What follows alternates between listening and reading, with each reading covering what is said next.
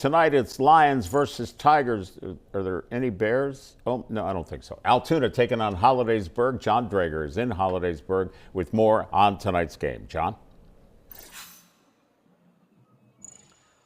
Well, Mark, you couldn't have said it any better. What a beautiful way to kick off the 2025 Sportsbeat season, and what a perfect matchup as well. A little bit of a backyard brawl between the Hollidaysburg Golden Tigers and the Altoona Mountain Lions. We're going to start off with the visitors' locker room here for a quick second. Altoona, a little bit of a rough season last year, finishing 1-9, 10th in the Mid-Penn Conference. Their only win managed to come against Chambersburg.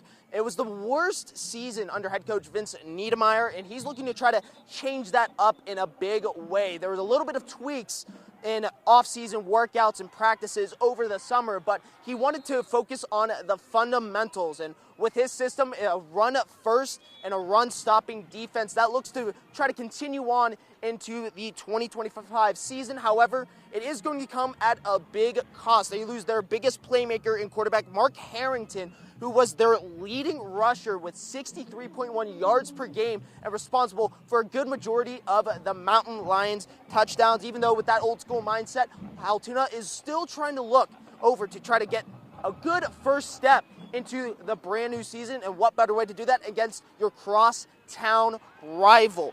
And some changes did meant to happen. They were very competitive going into each game last season, but it ended up not going their way the majority of the time, especially towards the end of the year.